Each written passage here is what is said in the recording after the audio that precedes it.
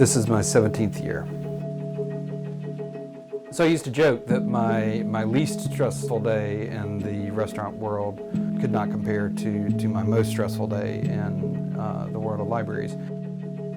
I'm Matthew Lane, and I am a public librarian at the O'Neill Library in Mountain Brook, Alabama.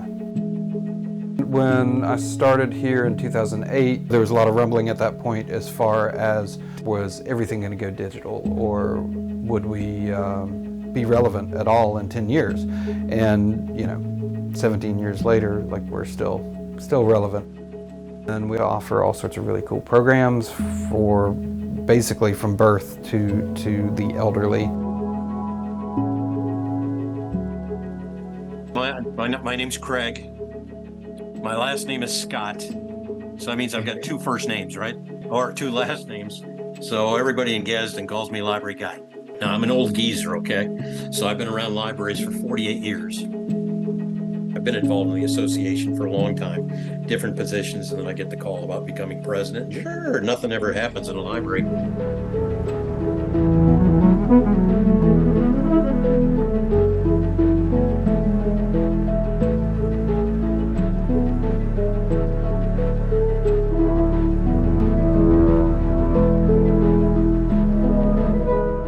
Around the country, efforts to ban specific books or even whole categories of books are on the rise. A librarian in the Quad Cities area speaks out opposed to a proposal in the Iowa State Legislature critics see as censorship. This week is Banned Books Week, which started in 1982 to bring attention to book bans in the U.S. every year. Certain books in public libraries are now facing new criticism in a political debate that's made its way to Alabama. It is not up to another person to decide for your family what they should be reading. Each family should make those decisions on their own. And the public library is a space where they can access materials that may be uncomfortable.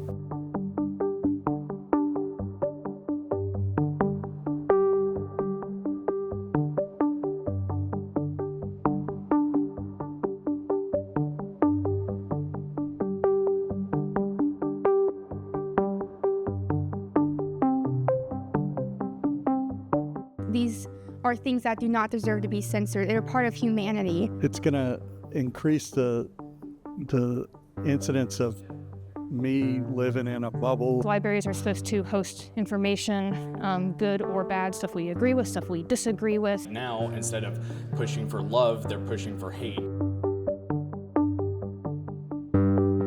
The books that they tend to target in their challenges are specifically anything LGBTQIA+. A lot of times, it will be with characters of color or anything dealing with something that might be more controversial of a subject. They deem them sexually explicit or pornographic. It's simply not true that Alabama's public libraries have pornographic or sexually explicit materials intended for minors. We here in Gadsden, we've had 30 books challenged by one person. One of the books she challenged, it's called John's Turn. There's a picture of a boy, a ballet, on the front. And that book will turn young boys into gay men. Oh, no, it will not. And that book, once it's challenged, goes straight back to the kids department for kids to take advantage of. I wish, as a young boy, I wish I was Mikhail Baryshnikov, very famous ballet dancer who made millions and had all the women chasing him, right? Yet here's John's Turn, and that gets challenged because that book will turn young boys into gay men. No, it will not. And that's a challenge that is disgusting, as far as I'm concerned. We had a patron who was upset that the Prattville Public Library had a book called the Pronoun Book on the shelf, and she felt like it was sexually explicit because it had words like he, him, and she, her, and they, them, and she, they, and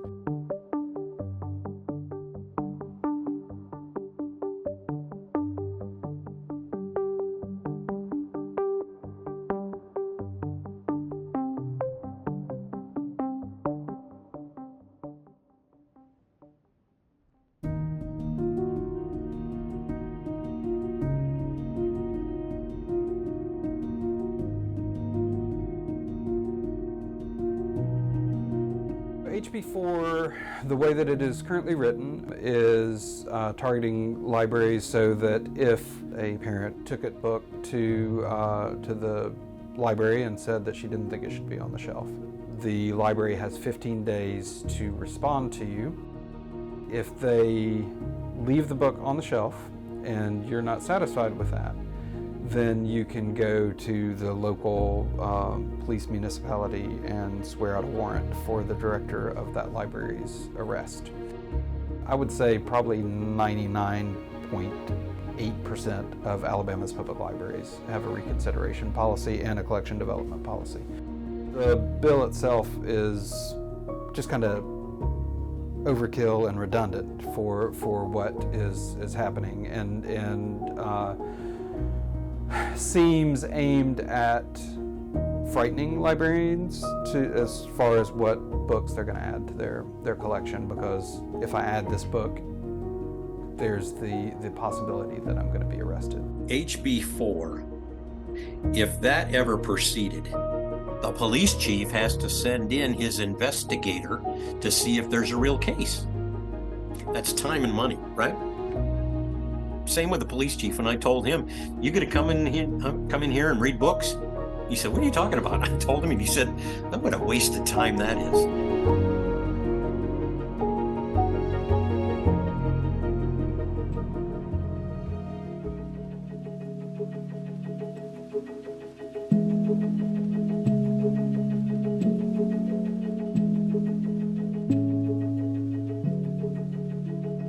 We continue to give such great service, even in times of duress. Libraries have to connect people. We can't just be a place for old dusty books anymore. Veterans. We need the stories of veterans. Okay, Vietnam War, or of some Korean War. There's very few of the World War II veterans left, but we want their stories. We'll do oral histories here, and we're in partnership with the Library of Congress that takes those recordings and they preserve them forever. We help patrons every day log in to find employment, to gain new job skills and that sort of thing. Libraries are really amazing institutions.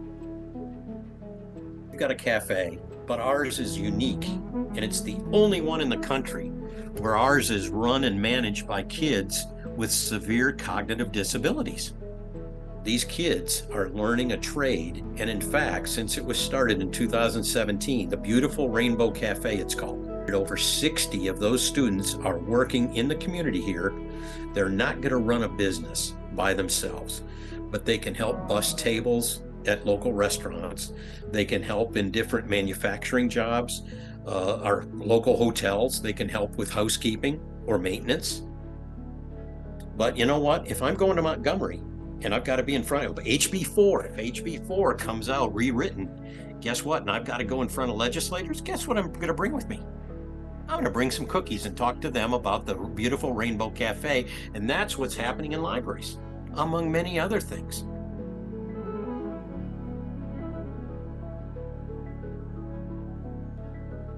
When we start trying to decide for other people what they should read, when I say, I don't think this book is appropriate for anyone to have access to, we're really losing kind of one of the core tenets of our First Amendment rights. You're going to hear from the moms. We want to protect them from, libraries. They're not protecting our children. By God, yes, we do.